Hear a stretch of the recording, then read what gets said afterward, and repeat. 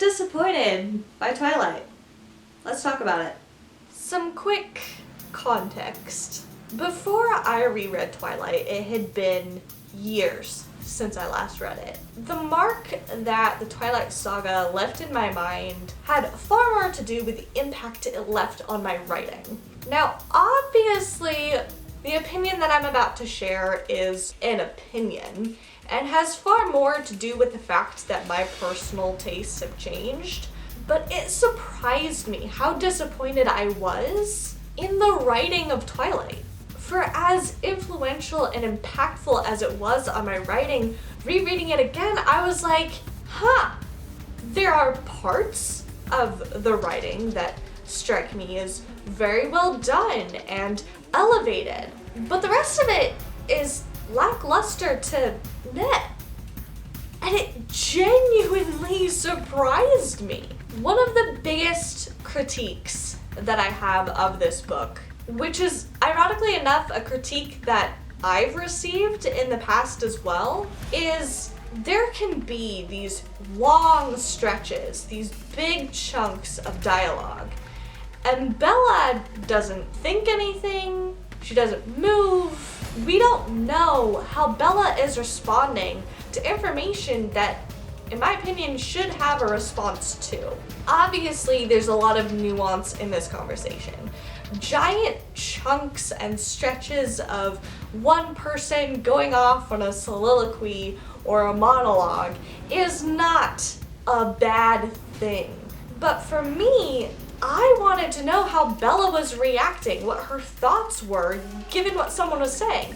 And that's one of the beautiful things about novels. You can stop. You can take the time to explore that. And it's ironic that I say that because one of the big reasons that I love Bella so much is because she's a character that you can project onto.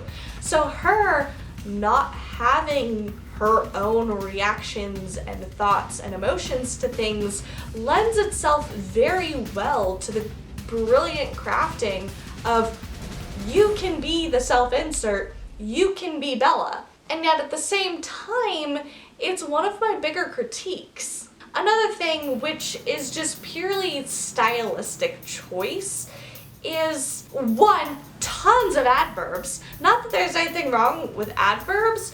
I remember there was a point in time where I was like, I'm going to avoid adverbs the best that I can.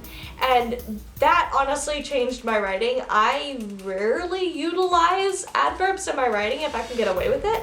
But there are so many. There were a couple of times that I counted like 3 or 4 in a single sentence, and it shocked me. There also was a lot of telling rather than showing. Bella feels sad rather than the drooping of her shoulders or her mouth, and that surprised me. And I really think that my disappointment in the writing of Twilight, and ultimately the writing choices of the rest of the saga, reflects far more upon my shifting standards of the kind of prose that I consume. Because at the end of the day, it's not like this is a bad book. Obviously not. I shamelessly love Twilight. But it shocked me just how disappointed I was to find that the writing itself doesn't really match my standards anymore. I have evolved, which is a good thing. Again, this is nostalgia for me now.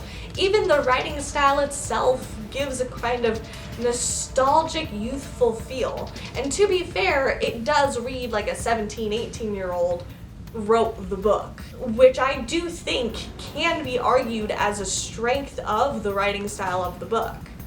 I would call the writing choices overall a lot weaker than I expected on this reread. I thought it was kind of disappointing. Thank you so much for watching this video. Another short one, I know, but I hope that you liked it. So if you did, like, comment, share, subscribe, all the fun YouTuber stuff, and I hope to see you guys in the next video. Bye! For it to have the impact that it did on my writing, like, I wanted to emulate the writing style of the Twilight saga so desperately when I was young that finding that the writing just didn't strike me as that good this time around left me baffled.